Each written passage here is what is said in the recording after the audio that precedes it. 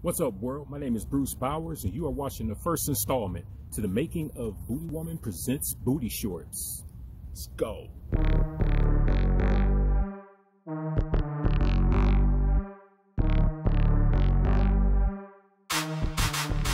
So for the first episode, I really wanted to, like I said, showcase BootyWoman's power with a simple story. And the story I came up with is, check this out, this is really one line. BootyWoman prevents or interrupts a crime taking place, in a mall.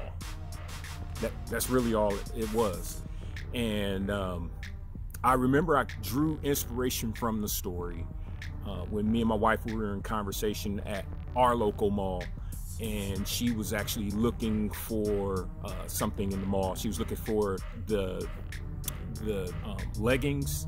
The leggings that grip your butt real tight, and they're real tight fitting or whatever, and they're really comfortable. So we're kind of on the hunt for those. We saw some of those. I watched her shop, and all at the same time, unbeknownst to her, I'm formulating this plot in my head and how I can use it in the first episode of the BootyWoman cartoon.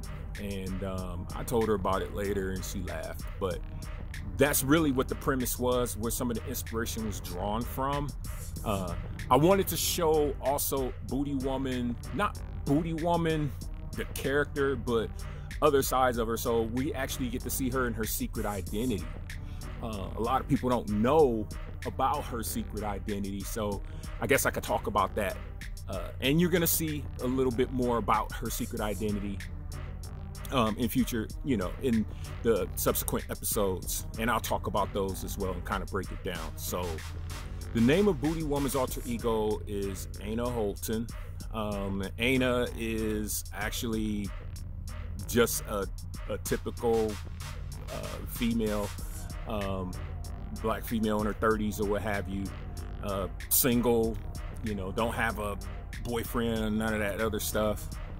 And she's one of those type of girls that that could get lost in the crowd if you don't really pay attention to her. So I really wanted to make BootyWoman's alter ego, whereas BootyWoman is like placow, blow, boom, that kind of character. And Anna is more like, all right. So that's kind of the differences between Anna and BootyWoman. So anyways, I have her shopping in the mall, and as she's shopping in the mall, she comes across a clothing article you can pretty much dub as an ugly sweater, ugly crop top, whatever. And she looks on this table, and lo and behold, it's booty gropers. Booty gropers, I made it like stand out and like flash, and oh my god, I gotta have a pair of those. Women like excited about them, about this new clothing article that they could wear that would just make them look like Kardashian from the waist down, and we made it kind of an excitable moment for Anna. It's kind of out of her character a little bit, but we did that just to kind of show how that this fashion trend, or this particular article of clothing, the booty gropers is what we call it, just how popular it is and how it can affect even a character or a person like Anna. You know what? I forgot to talk about the mall itself. Let's rewind that. So the mall itself, I actually put a little time into designing it, and I didn't really just draw it out and then that was it, and just put her in the mall and blah, blah, blah, blah, blah. As any animator can tell you, it's really never just that straightforward. So if you look into the mall and you break it down, what was actually inside the mall, I actually took popular stores and just made my own versions of them. So the store that Anna is actually shopping in is called Shortz. You kind of know what that is. And I even created some other places in the mall, similar to other places that we shop at or that we see in malls, like Athlete's Foot Locker, S&M, Spacey's, and so on and so forth. And you know, in designing the mall, I took a lot of the aesthetics that you see in a typical mall. I really made it as generic as I could, but still made the storefronts something that is proprietary to the name of the company in the mall, or the name of the company in the cartoon. So that was fun. That was fun, designing the mall and the mall store. So let's get back to the story. So going back to the story, where Aina is shopping. Aina's actually shopping at a place called Plain Bryant, which has, I mean, you'll see it in the cartoon, the kind of clothes that they carry. And yes, they carry the booty gropers as well. So as she's shopping there, she notices something that's going on in the mall, in the store across from her store. And she finds that out by the cognitive power of her booty senses. And you're going to see that a lot in the BootyWoman cartoons, where her booty just goes whenever danger is near. And it's kind of like her signature trademark right now for her senses. It's actually pretty cool. It's one of my favorite powers. So with BootyWoman's power of booty senses that alert her whenever danger is near, that's one of the times you can see her power in display, even in her secret identity.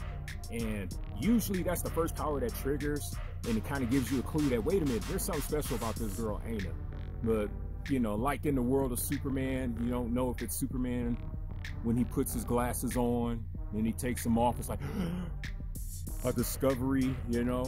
Oh my God, I can't believe. And that's kind of the same principle that I applied to Aina and her secret identity of BootyWoman, and when she has her powers take place and those happen, or the booty senses kick in. So that's really why I did it the way I did it. So in the action sequences, when she goes and she turns into BootyWoman, she goes into the dressing room or what have you, and she turns into BootyWoman and kicks in the door, and the door kind of breaks apart and everything. If you notice, the action is like fast and furious. When she flies out into the mall to find out where the danger is at, she sees the guy running, and he's running to the restroom. He's running to the men's room, and he hides into the men's room, and he's looking to take whatever's in the purse, and then BootyWoman is just like right there, boom, right there in his face, you know, all at once, you know, rips off the door, getting ready to like jack this guy, take the purse back, you know, and he knows right off the bat that he is in some serious poop.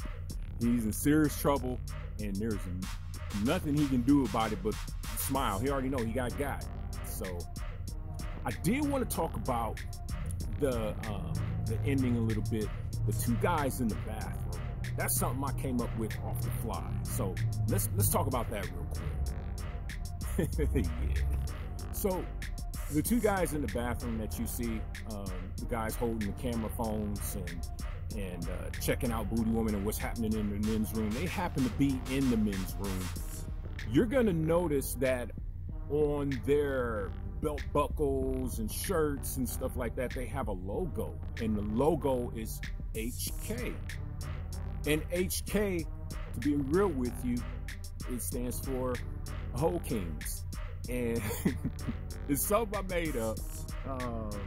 Those who are familiar with, I'm just gonna be candid about it. Sites like Reality Kings or what have you, it's kind of the same premise, and it's like my jab, my poke, you know, at the industry of voyeurism or whatever. Hey, we're talking about BootyWoman, so that kind of stuff, the subliminal, walk the line stuff, is, you know, pretty much what you can expect. But yeah, when you go back and you watch that cartoon, watch it again, and you'll notice that these guys, they are a part of that group called Ho Kings, and they film video and they put it up on the internet, and anything that's outlandish or anything like that, they show it to their audiences. And BootyWoman is a perfect subject for HK. So expect to see Ho Kings in future episodes as well, and later on down the line. Like I said, it was something that I thought of off the fly. As far as the original ending and how I was originally going to end it, that's not what you see on the screen or in that episode is not the original ending. I had to wrap it up. I was like I say, we freestyle these episodes. So I really had to go ahead and wrap it up and kind of like end the story. And it was cool how it ended. I was happy with how it ended, you know? So but the original ending, I'll share it with you guys. And honestly, probably was lame compared to the ending that I have now. And it's really like she was going to take the purse, grab the purse, go back to the lady that was crying, that had got her purse snatched at Bordstrom's, and give her the purse. And then the whole Kings, the robber or the thief or whatever, all of them and the crowds of people were going to be like in awe of this superheroine with this big old butt. And you know, then I was going to show like, show papers or whatever like that being shoved, asking for her autograph. And then she would go use the, you know, the expression of, oh boy, here we go.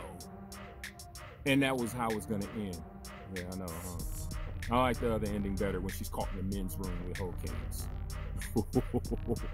Should I do a part 2 to that? Y'all let me know in the comments. Hey, I hope you guys enjoyed this episode. I'm asking you guys, after you watch the cartoon or you've watched that particular episode, Saved by the Booty, and then you see this behind the scenes, feel free to like fill up my comment box with questions that you might have about BootyWoman in general, BootyWoman merchandise, BootyWoman the comic, BootyWoman the animation, all of that. I'm your go-to guy for that. Hey, if you guys enjoyed the show and you guys liked it, leave a like, leave a comment, as well as share and subscribe. All right, it's Bruce Bowers. I'm out of here. I'm hot. I'm getting out of here.